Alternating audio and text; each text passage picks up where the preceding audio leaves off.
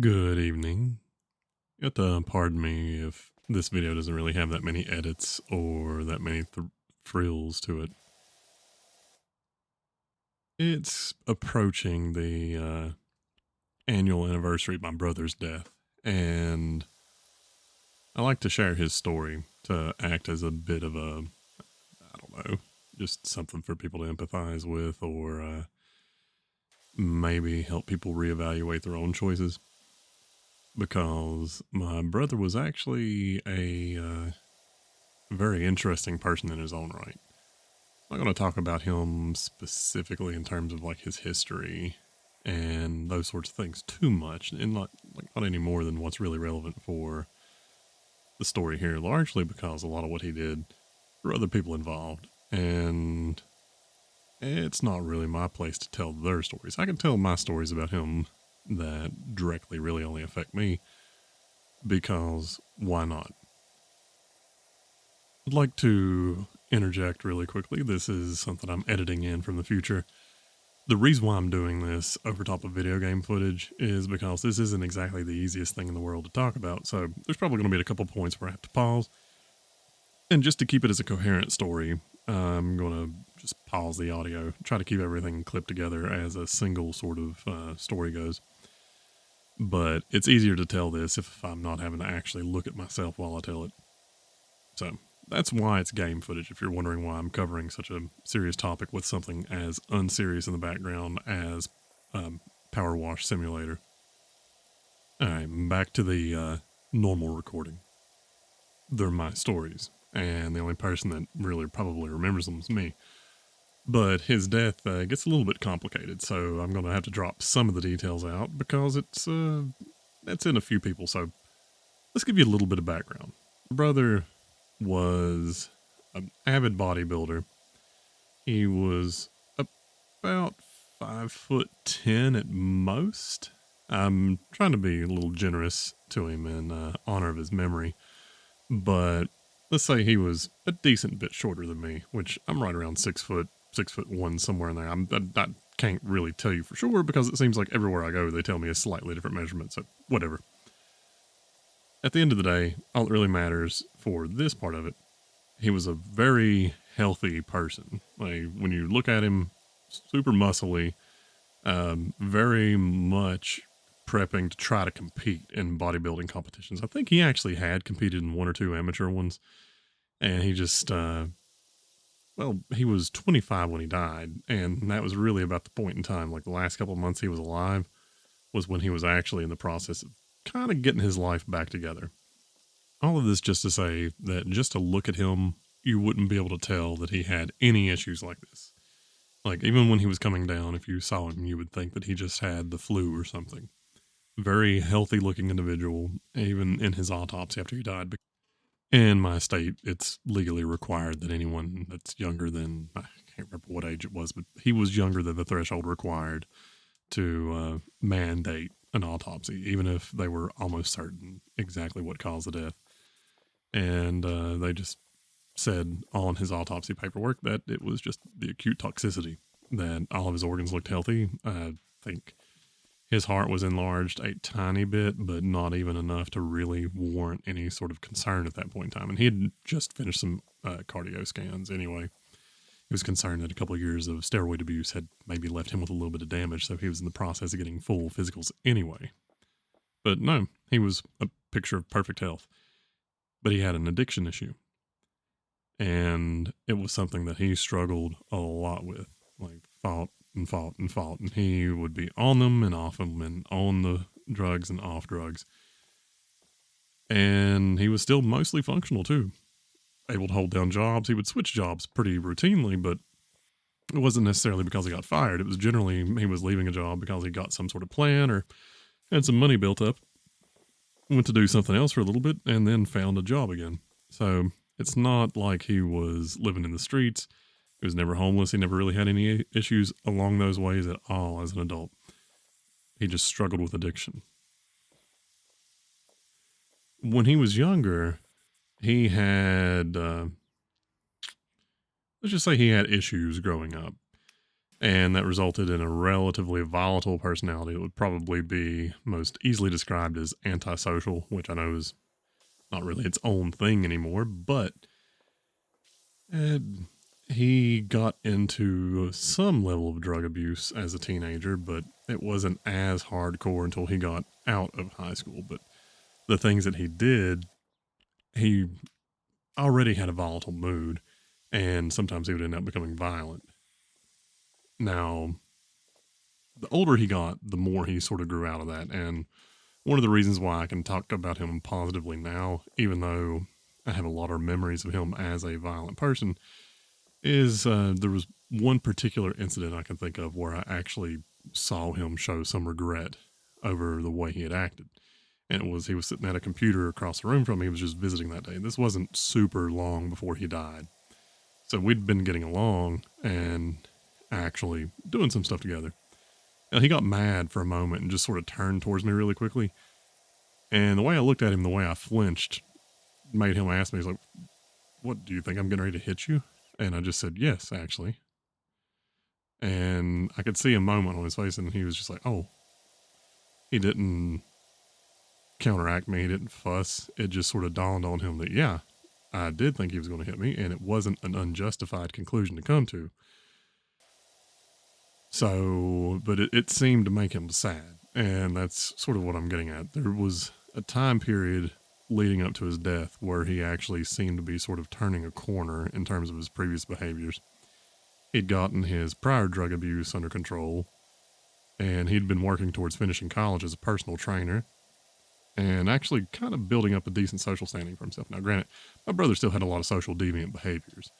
Like, shortly after he died, I found a lockbox that ended up turning over to the police once I've managed to get it open that contained a couple $1,000s worth of steroids. And I'm not going to give the exact figure because it was more than just 1 or 2,000. But turned that into the police. They took care of it. Whatever. I don't care about that. But that's the type of things he had going on that he really didn't see an individual problem with. The drug of choice that he was addicted to was cocaine. He liked uppers in general, but cocaine was his favorite. And he would be good for a couple days when he was first getting into it. And anyone that's been around someone that gets addicted to these type of things can tell you, while it's still giving them the positive benefit, they're energetic, they're fun to speak to, they want to do a whole bunch of things. It's like someone with ADHD, but the ability to focus long enough to actually finish the task. And to finish that task quickly and generally effectively.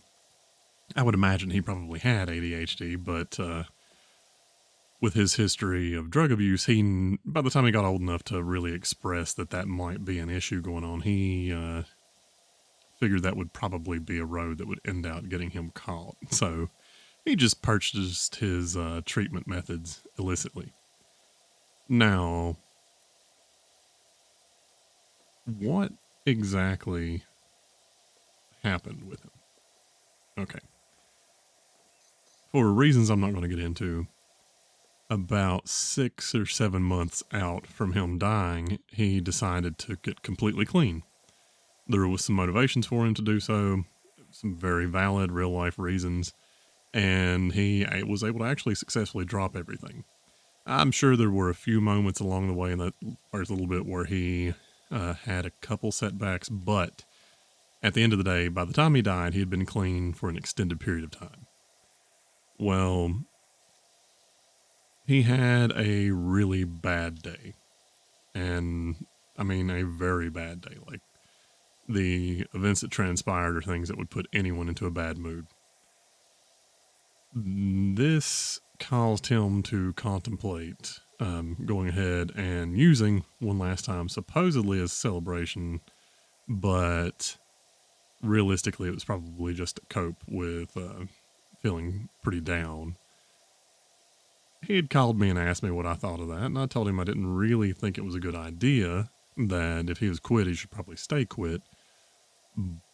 But, he's going to do what he wants to do. And I told him, I was like, at the end of the day, I don't think you should, but you should just be focusing on ensuring that this is the last time you ever do anything if you do end up doing it. I probably, in retrospect, should have taken a much more firm stance of absolutely don't do it at all.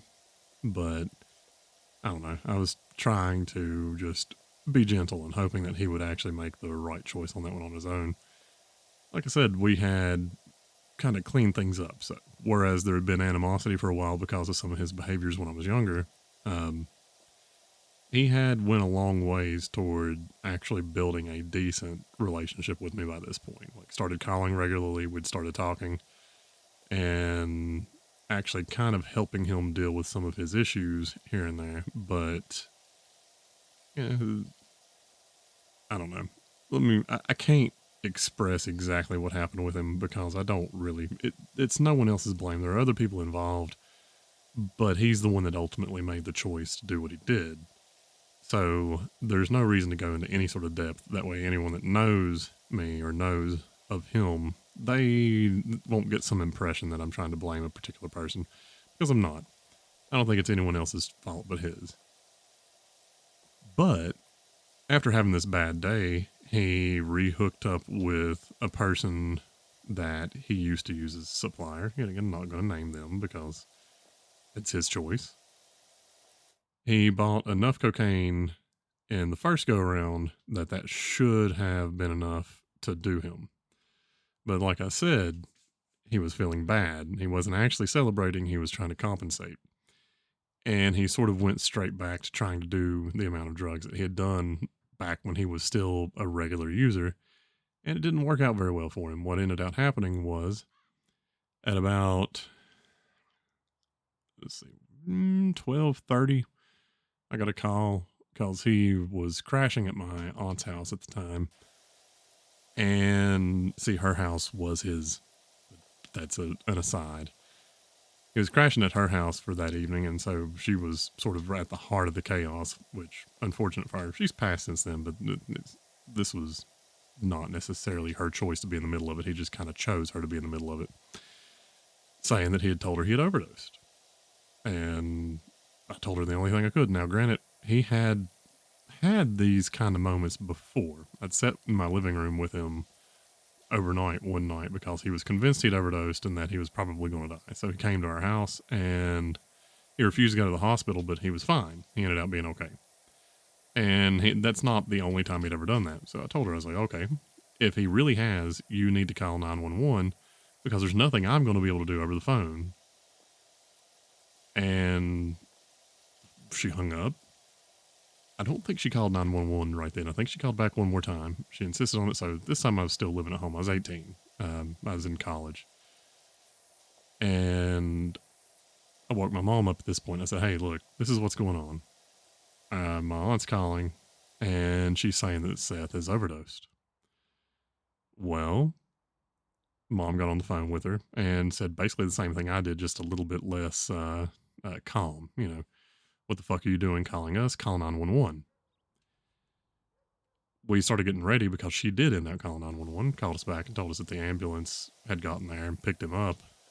But by this point, he'd already stopped breathing. The town he was in was a solid half an hour drive to a hospital just because of particularly the location he was at. Well, he had an EMT worker still sitting on his chest when they pulled into the hospital because we lived in the town with the hospital. He was in a different town over. And so we beat the ambulance to the hospital. We were able to see them unload him, and the EMT worker still sitting on top of him doing CPR. So whoever that person was, I don't know, they deserve some sort of recognition for going that long, like not giving up, continuing to do chest compressions for probably an incredibly long period of time to them. That they were excellent at their job. That's the only thing I can think of to say about that. But he was pronounced dead on arrival.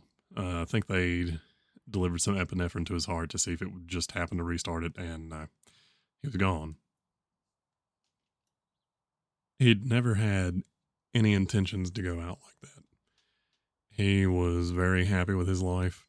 He was happy with the choices that he had made as far as college goes, and he was slowly getting himself out of all the sort of underground practices that he had been part of. Because, he did sell drugs some. That was largely to fuel his own addiction. So when he wasn't doing that, he was usually okay. Although he did generally buy enough extra steroids to pass off a few to other people, which, yet again, was largely to fund his own habit with that. But he had actually decided he was going to go completely straight. He wanted to have his own business. He wanted to have his own personal training thing going. He was going to leave the area. The last few months was at college, well, not even the last few months. I think it was like last year and a half. One of the reasons why he had had some better success in terms of leaving drugs behind was because he completely moved himself out of the area he was in to a new area. When he would relapse, it was generally because he wasn't staying away. To the point where at one point I remember actually telling him that it would be best for him, even if I never saw him in person again, for him to just never come back to our home county. He knew too many people. He knew too many places where people partied. There were other places he knew how to get a hold of drugs, but let's just say the process of getting those in those locations got harder and harder the longer he went without actually doing them. Either way, he had sort of figured out a strategy, and part of his plan was once he finished college to just completely relocate and try to start up a business just elsewhere in general. And he would have probably succeeded at it. He was very good at hustling, and he was capable of getting people to buy basically anything off of him. Super charismatic person, and realistically, a large chunk of the problems and the problematic parts of his personality were largely due to the drug abuse. When he was clean, he was a much nicer person and a much more empathetic person, and it seemed like a lot of his more negative traits were kind of growing out of him as he got older. So, I don't know, he had a lot of prospects. The main reason why I wanted to share his story is because he was a super healthy individual. I mentioned it earlier, but it needs to be said again. Addiction is not something that you can predict. No one sets out with the idea in mind that they're going to get addicted to something. Well, I mean, I'm sure there's some crazy people that do. I've been on the internet long enough at this point to know that there's people that do all sorts of dumb shit. So, yeah, I'm sure there is someone out there that has decided to intentionally get themselves addicted to something. But virtually everyone has the whole not me syndrome. They think that they're going to be the person that can do it casually and it's not going to affect them. And they may be. There are people that can actually do fairly addictive stuff and just kind of walk in and out of it and be fine. But, yet again, everyone thinks they're going to be the person that can do it and walk away. The only addiction I've really had to fight off was cigarettes. I smoked for about 16 years and I managed to kick that myself. But I can tell you from my own experience with that, it sucks. It's hard to quit. But having watched Seth go through withdrawal for cocaine, that's a whole other beast. I don't know which one technically would be harder to quit in the long run, but I can tell you that I don't think I've ever experienced the pull to go back and smoke the same way that he experienced the pull to go back and do cocaine. So, told you how he died. And one of the reasons why I felt compelled to share it is because I do joke about it sometimes. That's kind of my way of dealing with stuff like this, is joke around about things that have happened. Like, my father passed, and if Seth had also been cremated, I'd make jokes about them being roommates, but nah, he's in a mausoleum, so at most I may be able to let my dad decorate some of his flowers at one point in time. Anyway, whenever I make those jokes, it seems like it would be kind of crass if people didn't understand that I'm actually serious. My brother really did die. But while we're talking about it in a more serious sense, let's talk about what some of the after effects were. Speaking of my father, the sound he made when I had to call and tell him that my brother was dead is one of the most horrifying and damaging aspects of that whole ordeal, because my mother was in no shape to tell anyone. My mother and father were divorced. My father was not my brother's father, but they were close in a paternal way. Like, it didn't matter that he wasn't technically his dad. He was his dad. Now, I don't know. I didn't understood at the time. It sticks with me to this day. I can still hear it very clearly. But now that I have a child of my own, I can't even imagine how it was that in the long term my mother managed to survive it, even with myself and my sister still around.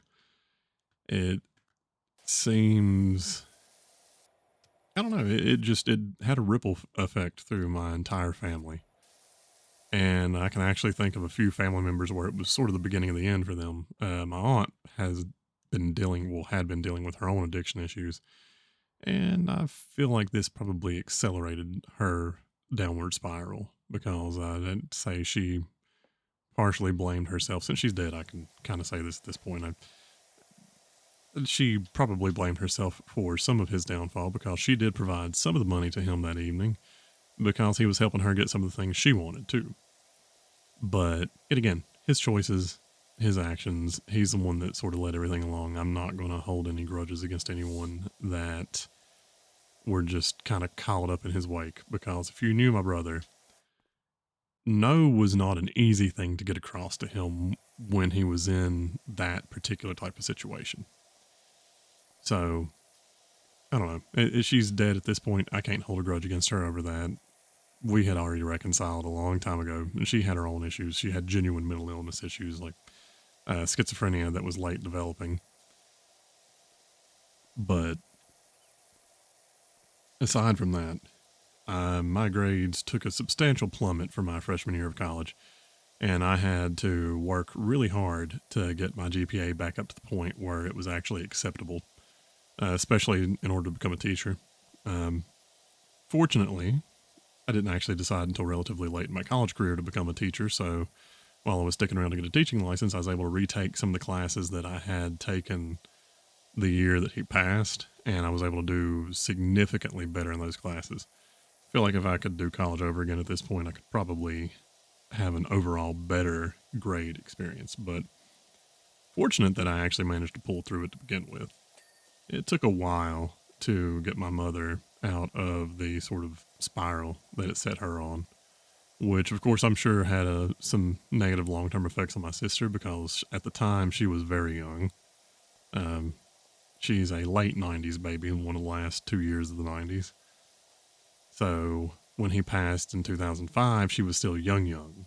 And so I'm sure seeing mom in that state wasn't too great for her, but you know, all things considered, I think my mom did her best.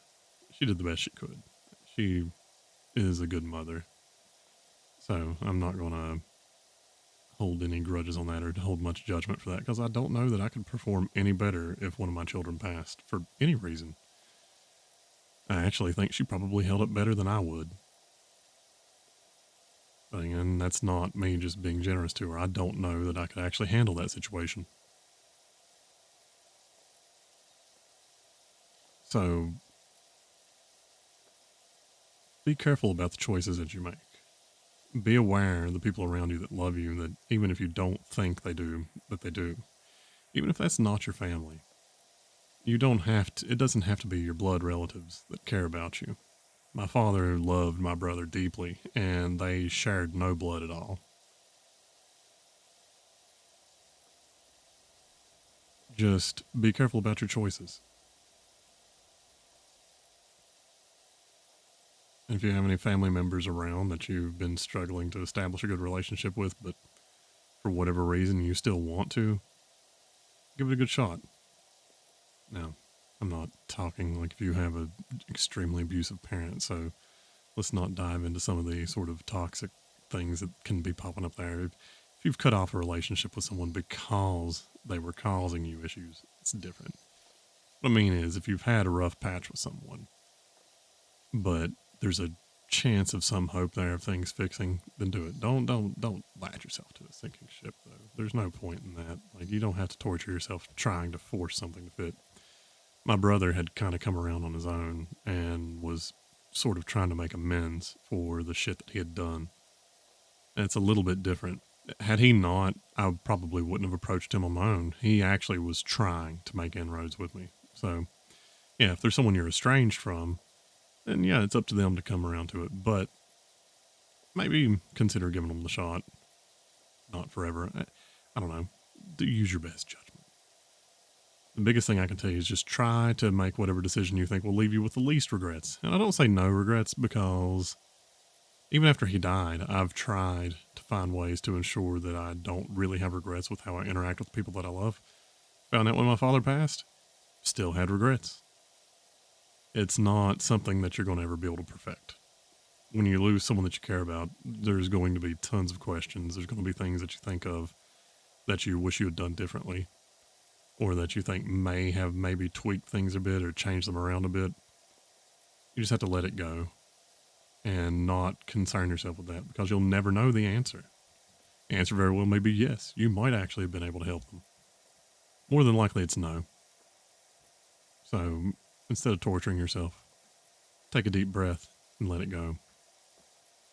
And be aware that, at least for me, it helps to know I'm not the only person that's ever suffered this. I'm not the only person that's ever going to suffer this.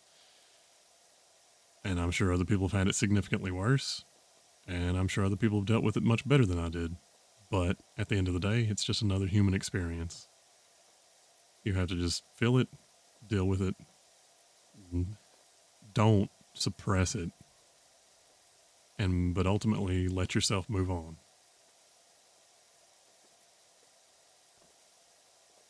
Anyway, that's about all I really want to say with it. Take from it what you will. And if that helps you in any way, good. If not, I'm sorry. But I hope you personally have a good night. And I hope anything that you may be dealing with, you figure out a solution for. Good night, and do well.